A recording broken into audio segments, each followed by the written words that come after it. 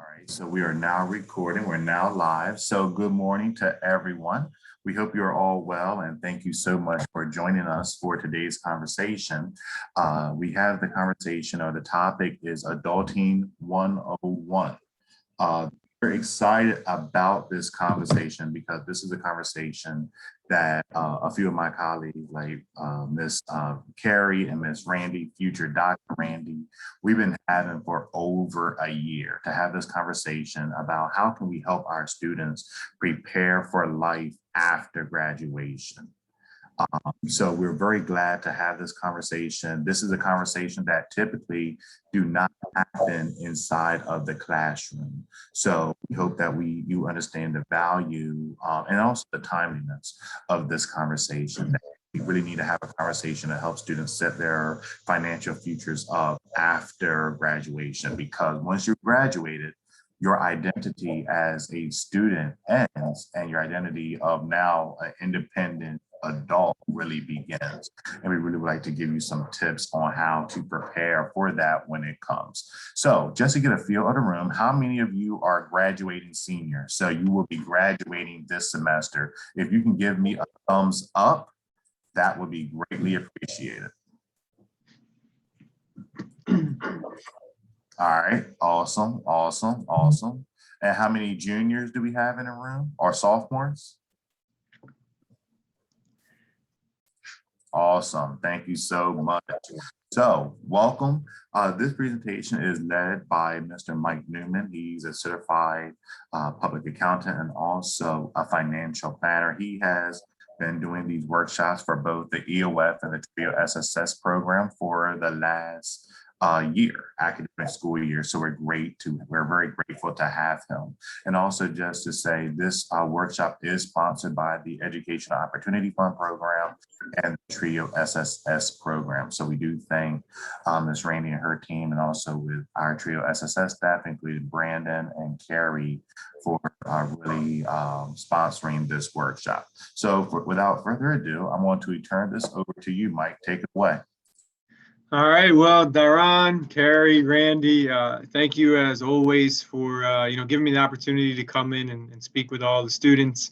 And I'm hoping that you guys find this somewhat entertaining today and also insightful just when it comes to getting started once you do finish up college. And before I do get started here, Daron, I had one question for you. What is the number of juniors and seniors that we do have on the presentation today? I didn't really get a count. I just did a quick glimpse through. So Carrie's saying about 4 seniors. Okay. Yeah. Well, okay, not a problem. For the seniors that are on the presentation today, my hope is that you will find the things that we talk about beneficial to you. For the juniors, it just gives you an extra year to prepare. So if you take notes today, I think they'll be helpful. One thing that I was thinking about changing up just for this specific workshop is to actually do questions as I go through the different slides. So if anyone does have a question as we go through things, feel free to raise your hand. And Daron, if you can just stop me, I'd be happy to answer it on that specific slide. Okay. All right, we'll do. All right, so I'm going to get started with this. Congratulations, right? You just graduated college. Now, what is it that you should do? Most people would say YOLO, and I would tell you not quite.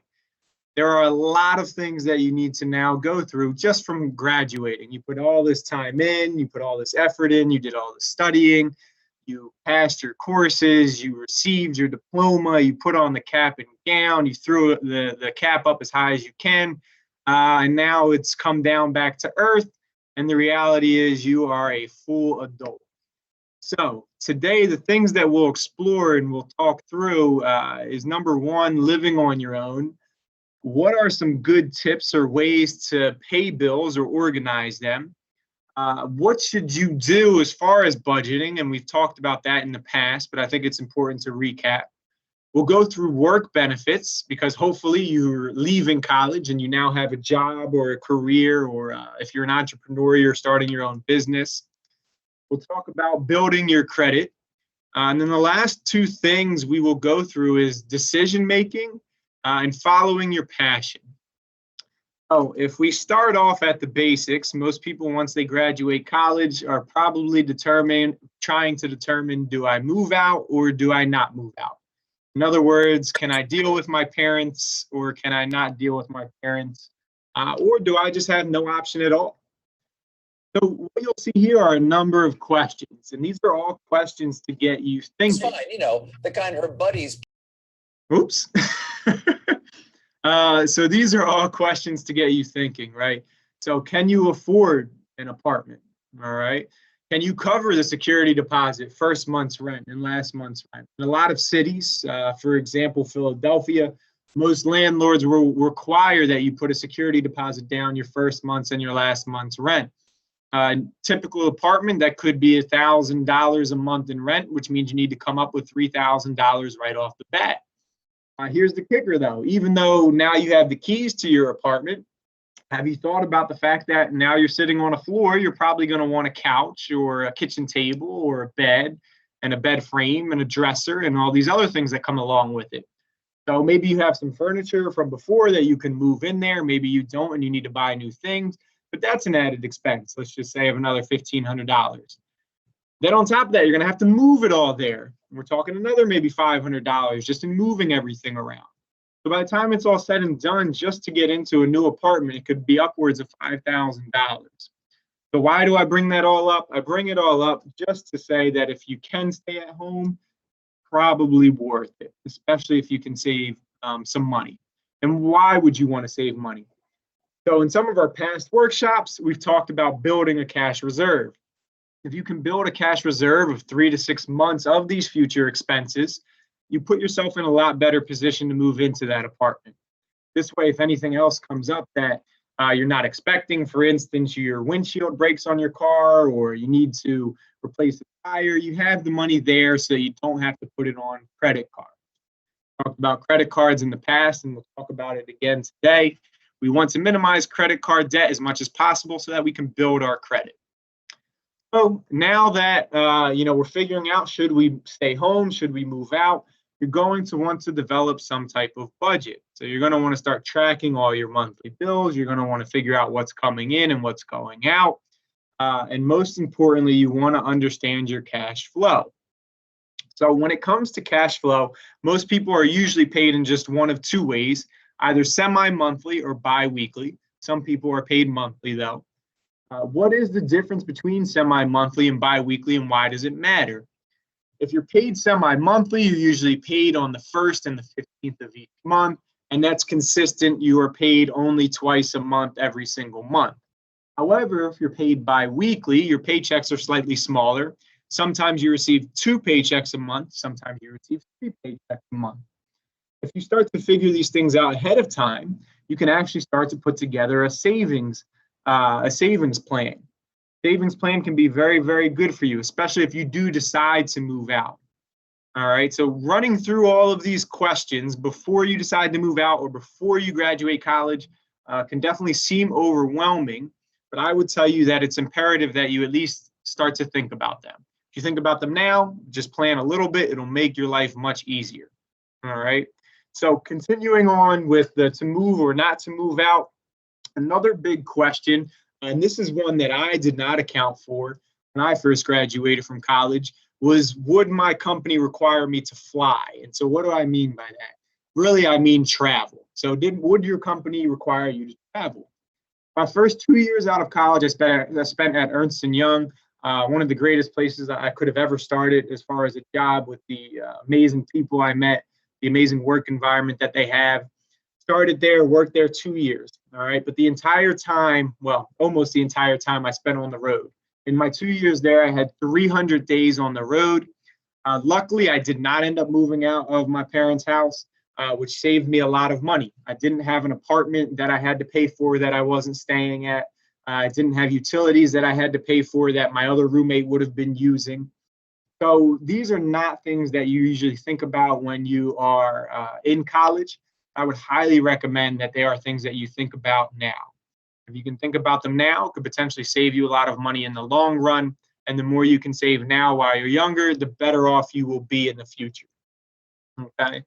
Another good question to ask yourself is, will this be a job, a career, or a passion?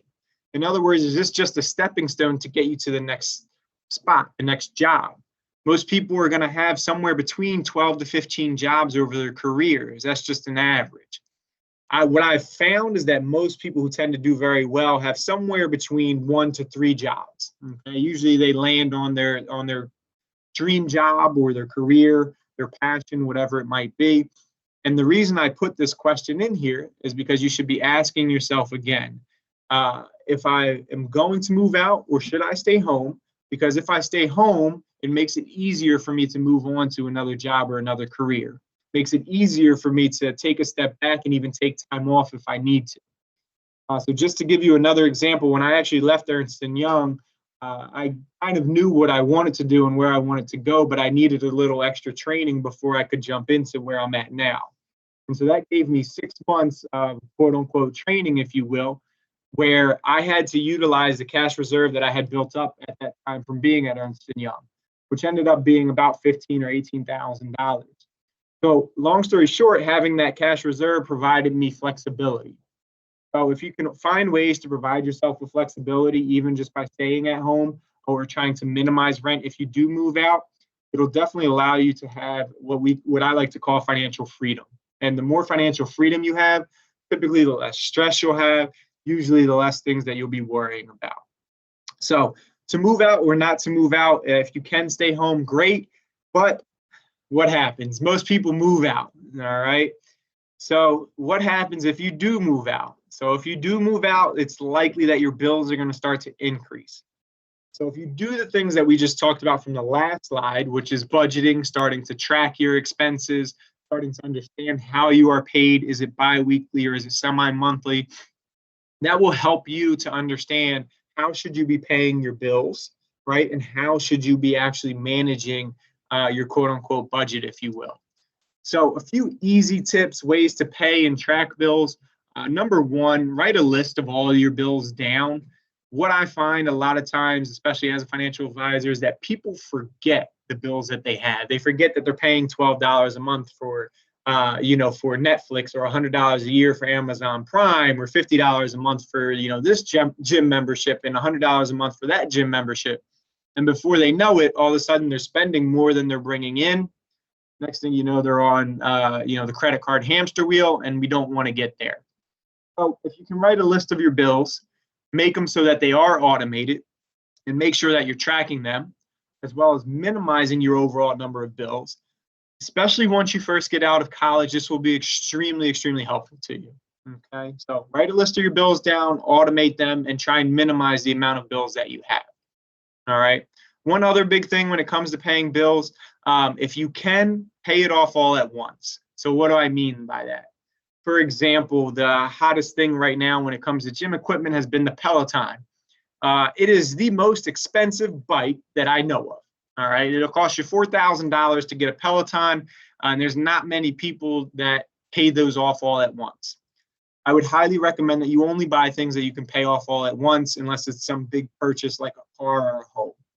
Okay, if you can do that, it will help you to continue to be able to manage your bills, help you to be able to continue to manage your savings as well.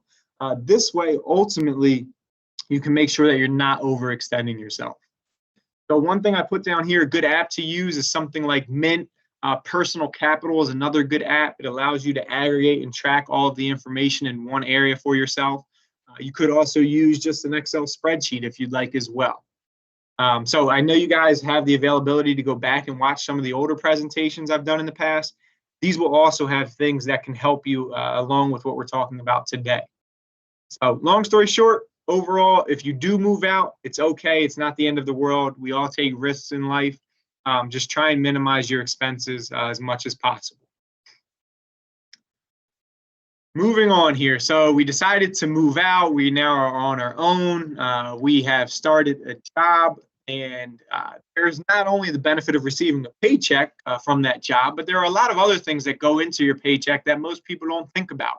So you'll see here's a number of different things that are actually all part of your paycheck that most people don't think about right away. I will tell you, I did not evaluate when I was coming out of college, what type of health insurance or life insurance plan Ernst & Young had. But I do want to touch on each of these today, just to give you an idea of the things that you should be keeping an eye out for once you do go to sit down and go through your work benefits. So number one, life insurance. Life insurance, most companies give you some type of minimal life insurance, usually up to about $50,000. And the real benefit of that is that, God forbid, something did happen to you, your family would have some type of money to be able to deal with burial expenses, things of that nature, okay? Any debts that you might have, etc. As a young person, and I'm assuming most of you are young, but if you're not, that's okay as well. But I'll talk to both sides of the spectrum. For those of you who are younger, life insurance is not the most important thing in the world. If you can at least get the minimal amount that they do have through work, whether that's $50,000 or 1 times your salary, that should be enough. If you're older and you have children or you have a home, an additional life insurance could be beneficial. Okay. Moving on to the health insurance piece of it. So health insurance is important. I will tell you, most people don't understand how health insurance works, what all the different plans are, a PPO, an EPO, an HSA, an FSA. There's all types of different terminology and 3-letter acronyms that, to tell you the truth, I didn't know much about either until I started doing financial planning and what I do now. So when it comes to this, I'll give you the basic overview. If you have any type of medical condition, or if you're older and have children, for the most part, it will make sense for you to have some type of EPO or PPO health plan. Okay. If you're younger, a lot of times it'll make sense for you to have what we call a high deductible plan. High deductible plan means that your cost is going to be a lot less with that. And with that lower cost, it actually allows you to save into what we call an HSA or a health savings account. You can put the money into that account, you can actually invest it, and then you can utilize it down the road later if you do have larger medical expenses. At least this way, it's not going to all this health insurance that you're not necessarily utilizing. Okay, so that's a high-level overview of the health insurance piece of it. For disability income protection, I will tell you that this is honestly going to be one of the most important benefits that you can have through work if you have it. Most large companies do have it. It is basically what is in place to protect your income if you were disabled, okay, if you were not able to work. A lot of companies have it where it protects a good portion of your income. Some companies have what they call a buy-up option. It actually allows you to pay for your own disability income protection or to actually increase your disability income protection. And I would highly recommend that you do it, okay? If you actually pay for your disability income protection, if you were ever disabled, it's actually tax-free to you, all right? If the company pays for it, which is mostly how it works, and when you receive that benefit, it's actually taxable to you, okay? So one thing to note, the reason I'm recommending that you take a long look at disability income protection is because you are your most valuable asset. Your ability to earn an income is your most valuable asset. I would tell every single one of you that each of you are worth between $3 to $5 million. Okay, if we just took a $50,000 salary and multiplied it forward, taking into account inflation and some type of growth for that income over the next 30 years, you're easily worth $3 million alone. So we need to protect that income. Next piece of work benefits, what most people think of, saving for retirement. So such things as a 401k if you work for a public company, such as Amazon, such things as a 403b if you work in the healthcare industry, such things as a TSP or what they call a thrift savings plan if you work for the government. They all have relatively the same function. The idea is that you are going to save in them for retirement. If you are younger, I would highly recommend that you use what we call the Roth side of these. So you have a Roth 401k, a Roth 403b, a Roth TSP. 2 simple reasons. 1, you're extremely young, which means you'll be in the lowest tax bracket that you're likely to be in for the rest of your life. At the same time, right now, one other benefit is that tax rates are the lowest they've ever been. Okay. At a minimum, saving into your 401k, 403b, TSP, you should be saving to get your full match. Most companies usually match up to 6%. Or it could be a little lower or a little higher, but at a minimum, you should be saving in there 5, 6, 7%. whatever your company will match. So if they put in 3% and you need to put in 6%, put in 6%. Moving on to the legal plan. So one, I hope that none of you are getting in trouble or will have any trouble in the future. But a legal plan can be important because it can do a number of different things. One, if you have kids in a home and you're married and things of that nature, it can allow you to put a will in place, powers of attorney, health directives. The other thing it can be good for too is it can help you get out of speeding tickets. So for instance, when I was at Ernst & Young, I had the legal plan in place. If I had gotten a speeding ticket, the lawyers for that legal plan would actually go to court on my behalf and fight the ticket. I wouldn't have to do anything for it. Okay, it's not super expensive. It might cost you $6-7 a pay, and so sometimes it's worth taking advantage of. You'll see a couple other things here: transportation plan, health fitness plan. These are all just other benefits that your company is likely to have. So you'll see down the bottom. I just recommend you highly take advantage of them. Okay. I'm going to pause for a moment before we get on to building credit. Daron, I just want to see if anyone has any questions at all. I didn't see any in the chat, but we could take a minute just to address any questions. A lot of information to take in. So if you didn't get it all, that's okay. But what questions do our students have? So we have a first one. Is the Mint app safe to use? Is the Mint app safe to use? So unfortunately, I'm not a technology person. I have not heard anything bad about it as far as it not being safe. So my understanding is they have the right protocols in place to protect your information. But what I would say is that if you don't feel comfortable with it, then you shouldn't use it. And then the next best thing to use would just be an Excel spreadsheet where you input the data on your own. Okay, this way nobody's pulling in any information automatically. Cool. Next question. Is it true that professors can double dip with a 401k? Is it true that professors can double dip with a 401k? I'm not 100% sure I understand the question, but if professors, for instance, some education institutions have 403bs available to them. If they have the 401k available, you usually can do a 403b and a 401k. Usually you can do, for instance, a 403b and a 457a if that's available. But I don't believe you can do the 403b and the 401k. Okay, without at least reaching your maximum limit, which is $19,500. But can you also retire with multiple pensions? Can you retire with multiple pensions? Yes, you can retire with multiple pensions. I mean, that just means you'd have to work at multiple jobs in order to make that happen. A lot of government workers do that, where let's say they might work 20 years as a police officer and then go get a job as a postal worker. And by the time they're, 65, they have 2 pensions that they're able to collect. Thank you. Could you go over saving for retirement again, especially as regards matching the company when you save? Yep. So when it comes to retirement, your company will likely have some type of savings vehicle. Let's just say it's a 401k. Most companies will match. Usually they'll match a percentage of the amount of money that you put in.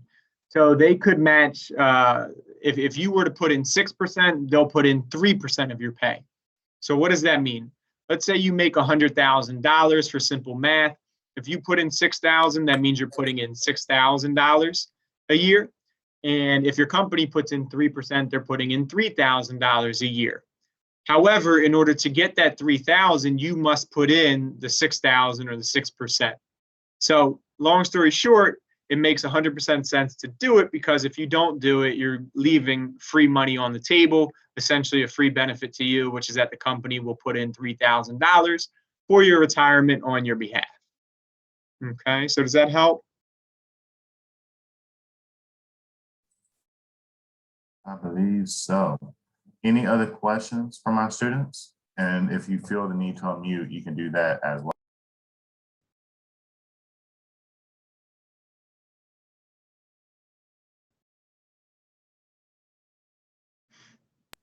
All right, I think we're good to continue.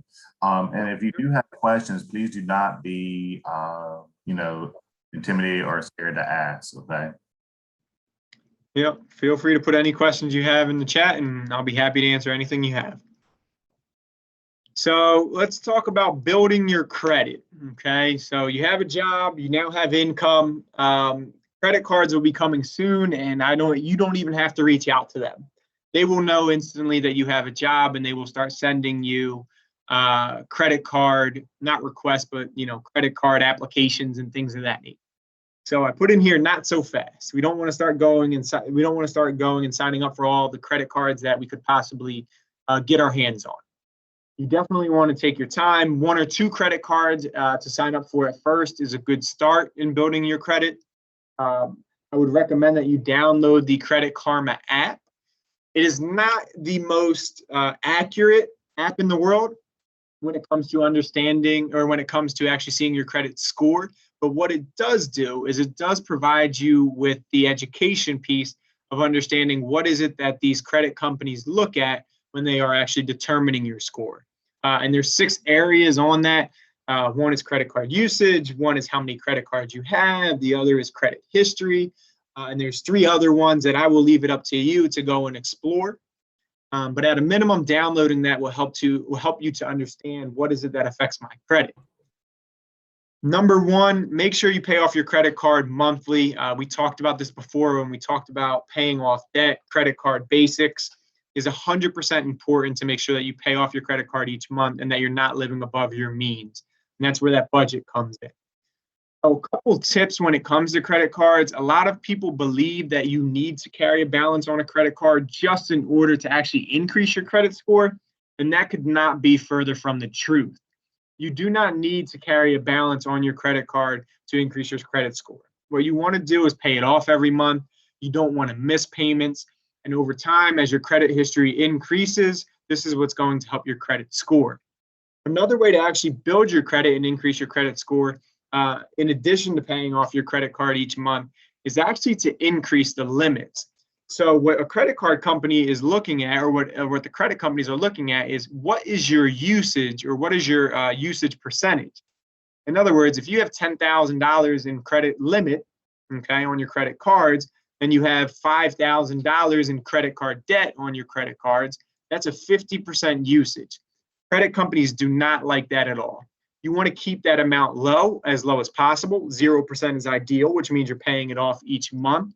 And by keeping that low and by increasing that credit limit, which is what I put down here at the bottom, is to request to increase your credit limit each and every year as your income increases, the more that will basically minimize your usage, even when you do put dollars on there that aren't paid off each month, okay? Or if they aren't paid off each month.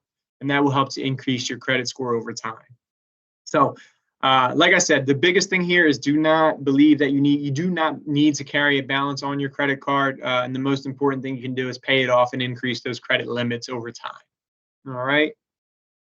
The next thing, decision making.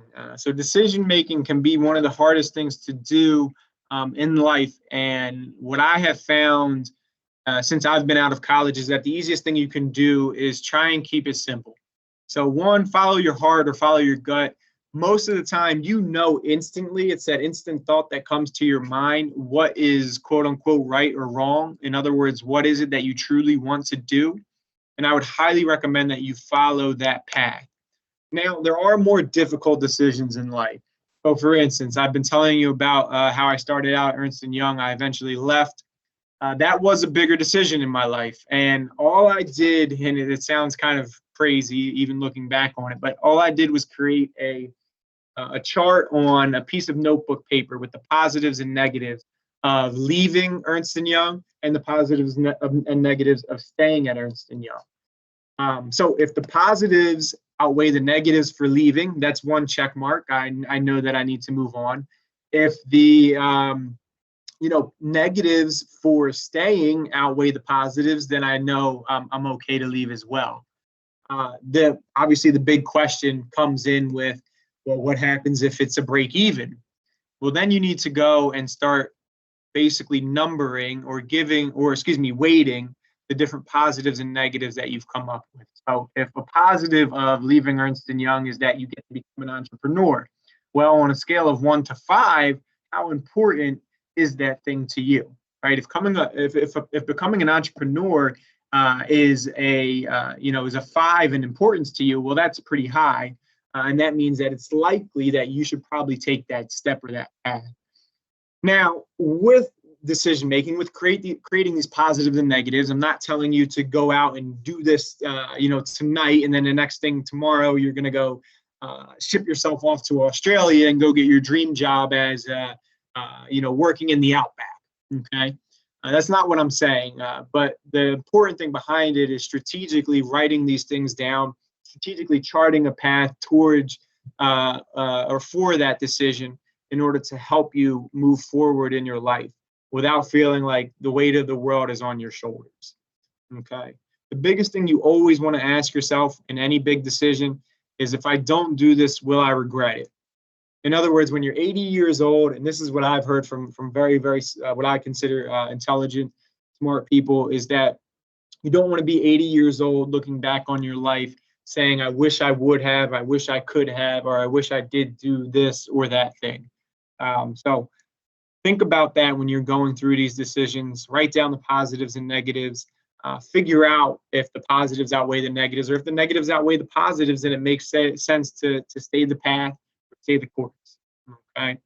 So this decision making, I'll call it tree, if you will, can be very important, especially when it comes to risk taking.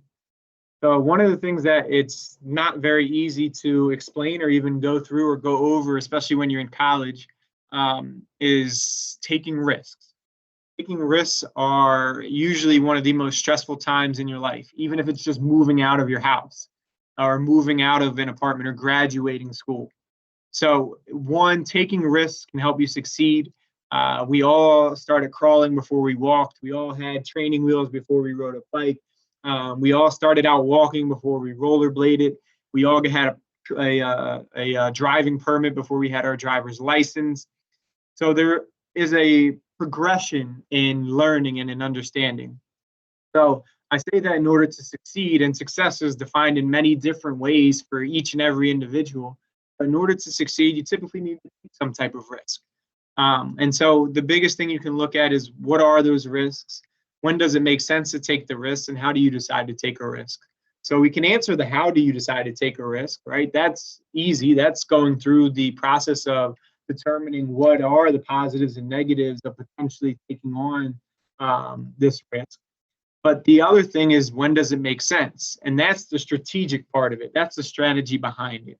It's figuring out, all right, do I have enough money saved up in a cash reserve so that I can support myself if I decide I want to leave my job and become an entrepreneur?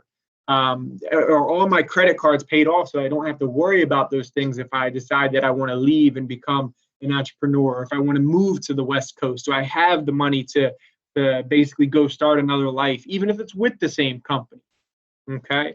So we put it, or we label things as risks or risk taking. And I will tell you, a lot of it is actually just doubt in our mind because we're not confident enough to do something because we've never done it before. And the reality is we do things every single day in our lives that we've never done before. You went to college. You took classes that you've never taken before. You've met people you've never seen before. You will graduate college, and you've never graduated college before. For some of you, you may be the first person to do it. So a risk is just the doubt in your mind that you have because it's not something that has happened. Once you learn how to deal with those things, risks become very easy to understand, very easy to make decisions upon. And if you try and use some type of decision tree to help you along while putting a strategy behind it, risk taking can be very rewarding in the long run. Okay. So the last piece that I want to make sure we touch on, and then I'll summarize and open it up for any other questions that you all have, is, what is your passion? And I say this, and I think it is extremely important at any age, is to determine and identify what your passion is. Okay. Even if your first job is not your passion, that's okay.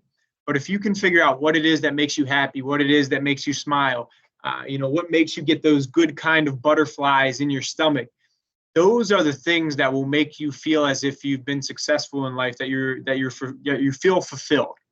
Okay. And the time to do that is now. All right. It's to determine that passion. And if you can do that while maintaining financial freedom,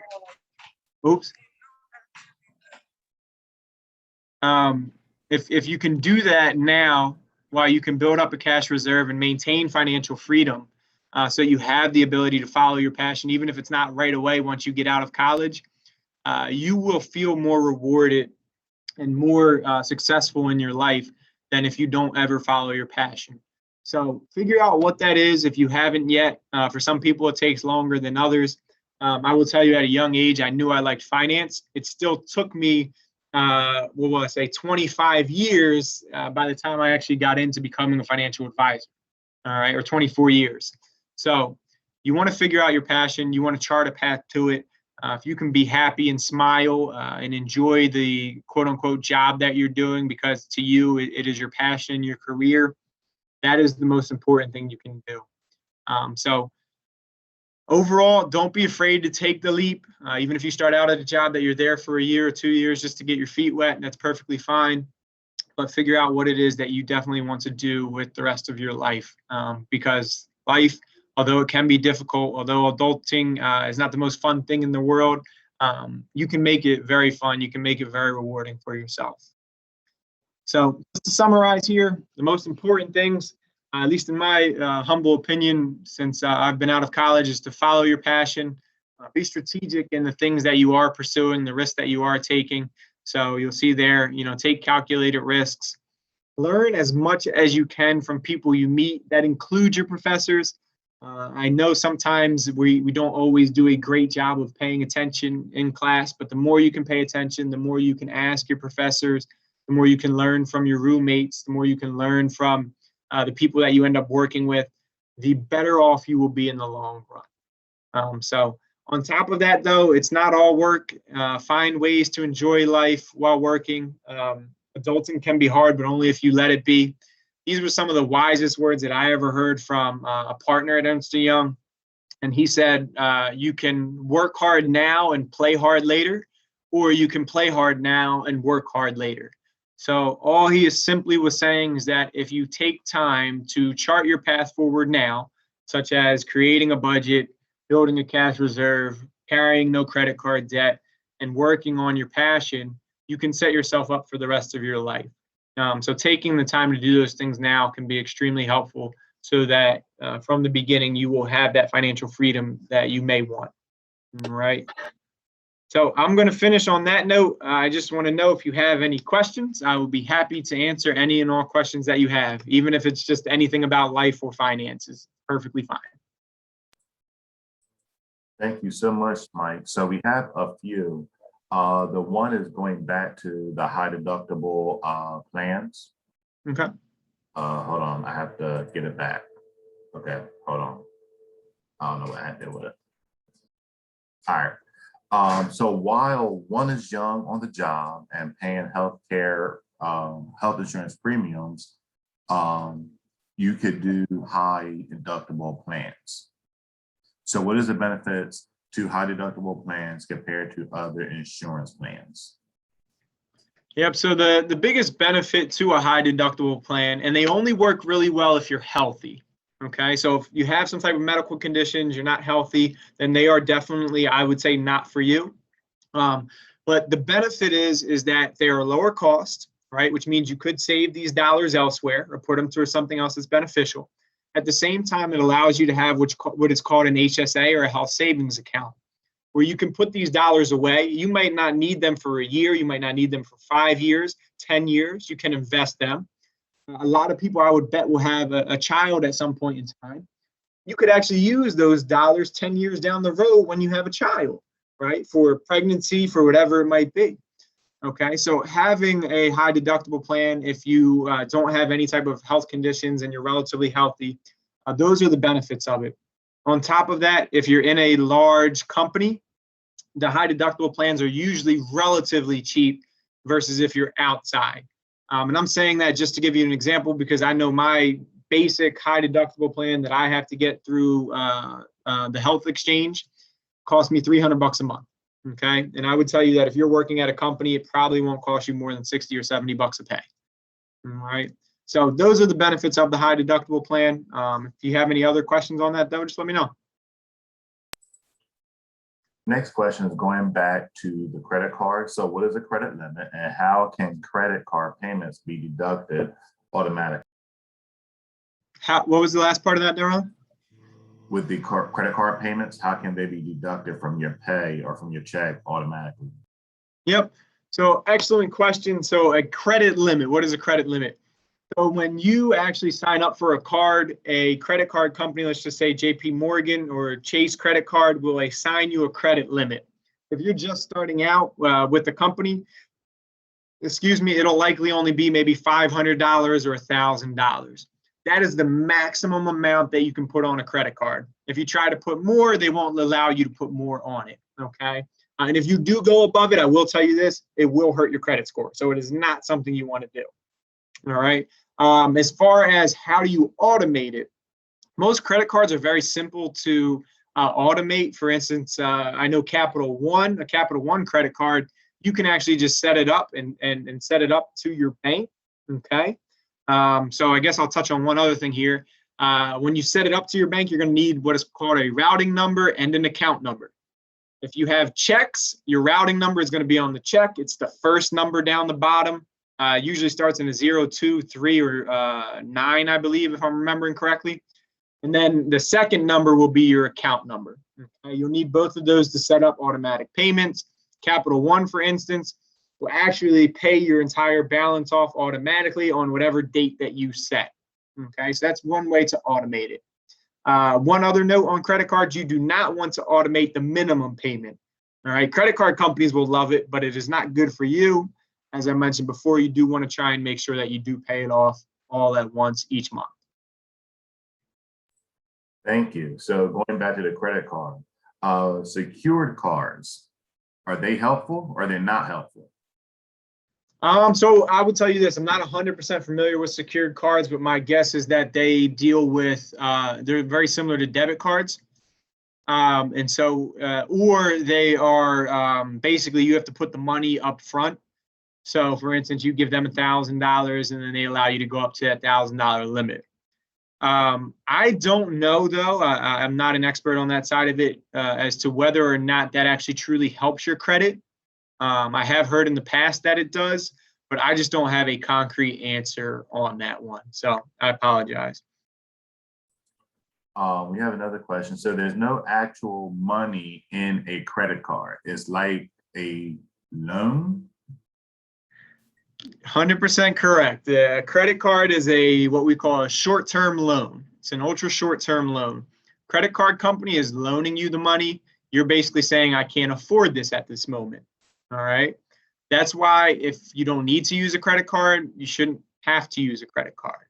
You should want and be able to pay for everything that you need or do want in cash. Or if you're using a credit card, a lot of people do use credit cards for points. You can use them for points. Just make sure you pay them off every month because, as you mentioned, they are truly a loan. There is no money that is, just floating out there in a credit card per se. All right, we have Miss Tiffany. She raised her hand, so we'll acknowledge her. So Tiffany, go ahead and unmute. You can ask your question. Yeah, well, it's not so much a question. I actually have, I had a secured credit card 6 years ago, and that's the first step I took to building my credit. So I didn't have any credit. I went to my bank and I paid a fee. I think it was like, I don't know if I put 500 down. You basically secure the credit card that you apply for. So if you end up maxing the credit card and you can't pay it back, that's their their deposit. Excuse me.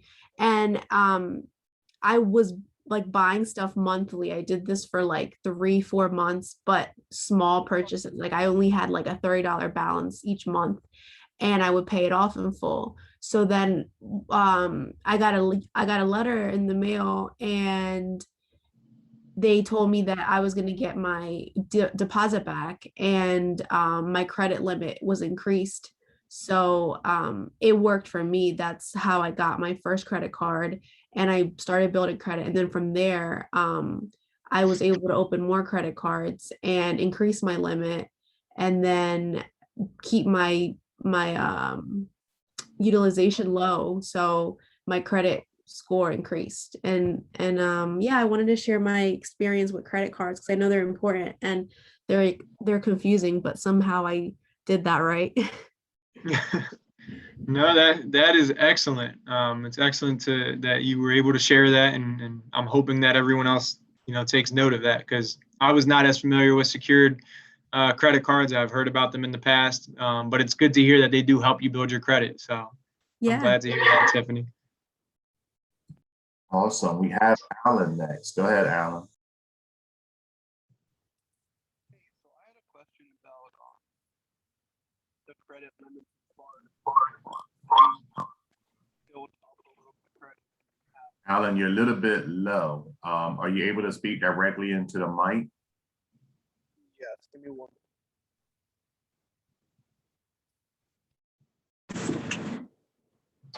Hello, can you hear me better now?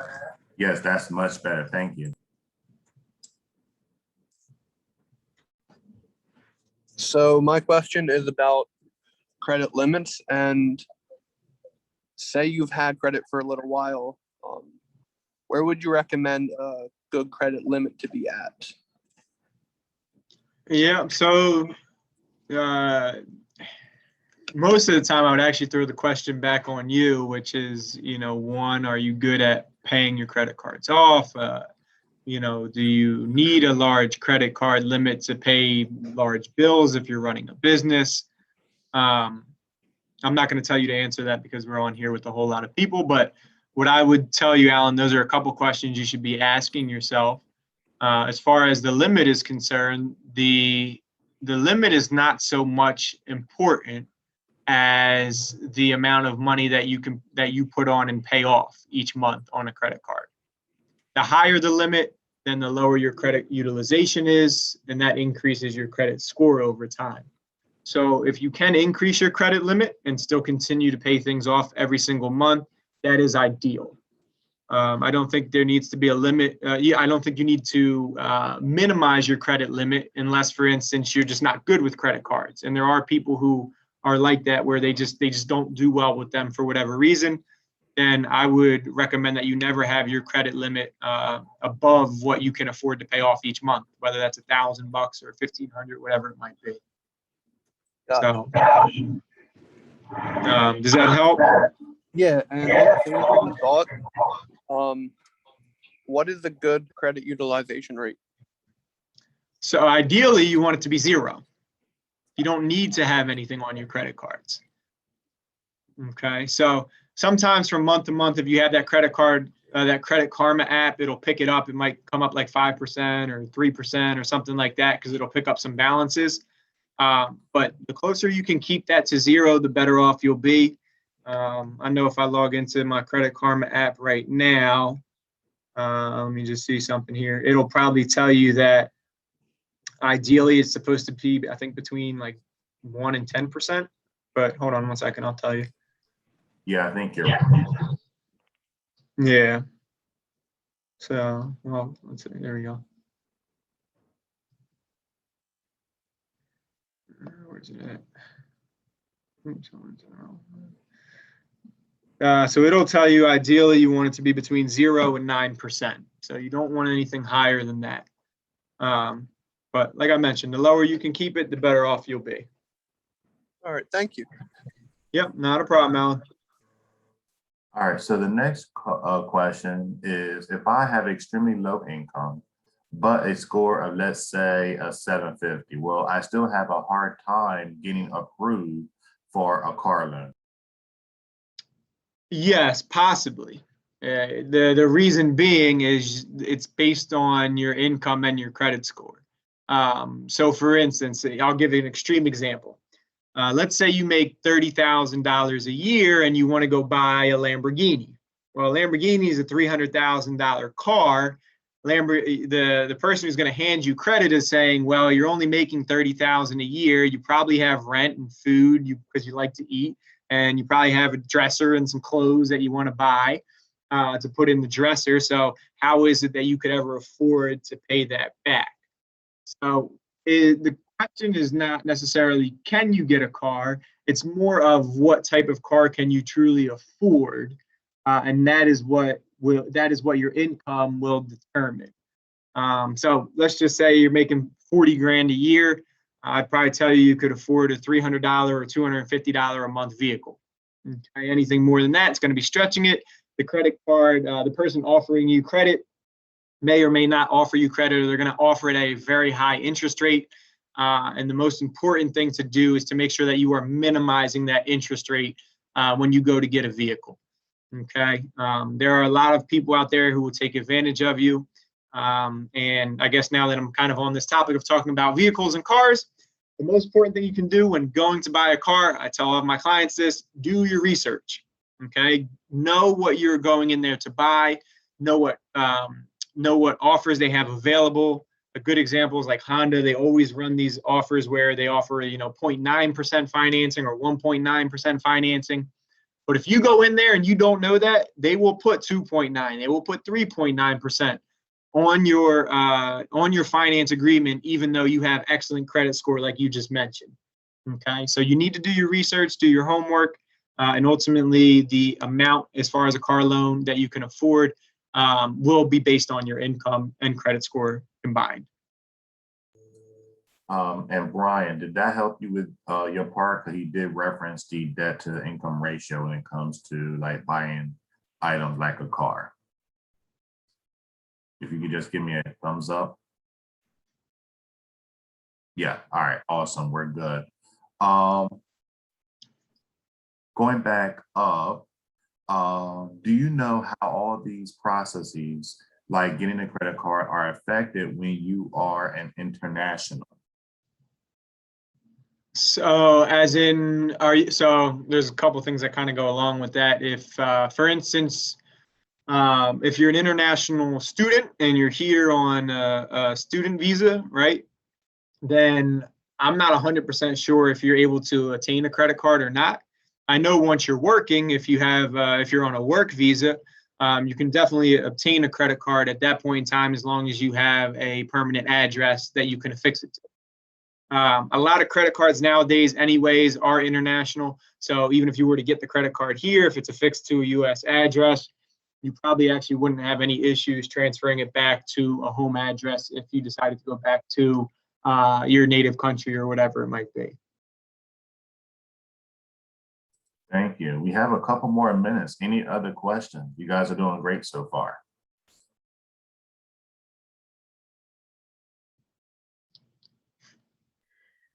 Mike, if I can call you Mike, it's Tiffany again.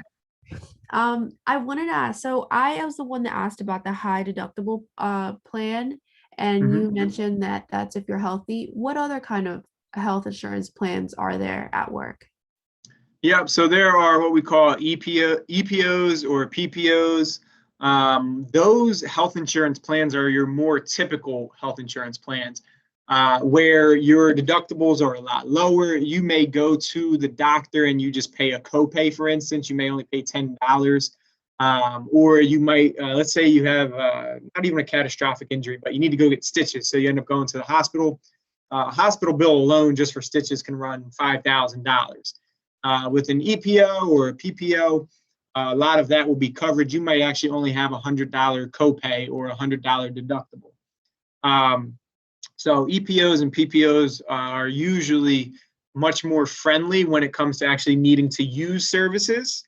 But at the same time, you do pay for that. And the way that you pay for that is through your paycheck. So if a high deductible plan costs you, 60 or 70 bucks a pay, a EPO or PPO may be 150 or $180 a pay. And all of that is dependent upon if you have family and things of that nature. Thank you. Yep, not a problem, Tiffany. So staying on the same line of health insurance, how does the HSA work? Do you receive physical money that you put away, or is the money automatically put away for you? That's one question. And how is this connected to the lower cost of the plans? Yep, so excellent question. So with an HSA, you actually, especially if you're at a larger employer, a lot of larger employers will actually contribute to an HSA on your behalf. So if you open up a high deductible plan, a lot of times they might actually contribute $50 a month or $60 a month on your behalf. Then if you wanted to, you could also contribute to the HSA. The benefit of the HSA is that you can utilize those dollars in the future. So how is it connected to lower costs? Well, you're actually keeping the money in your pocket for later on in your life. Whether you decide you want to just save it and not put it into the HSA, you could save it for retirement, you could save it to purchase a home, kids' education, whatever it might be. At the same time, even if you are putting it in the HSA, these are dollars that you're going to use in the future. So if you're going to use it for pregnancy or things of that nature, if you end up, God forbid, hopefully it doesn't happen, but you get cancer down the road, you now have these dollars there where in other ways you wouldn't have had them before. Okay, so they can also cover deductibles, you can cover co-pays, things of that nature. All right. All right. So we're almost at the minute. I'll allow one more question if someone has one. And if you can just raise your hand or just open your mic.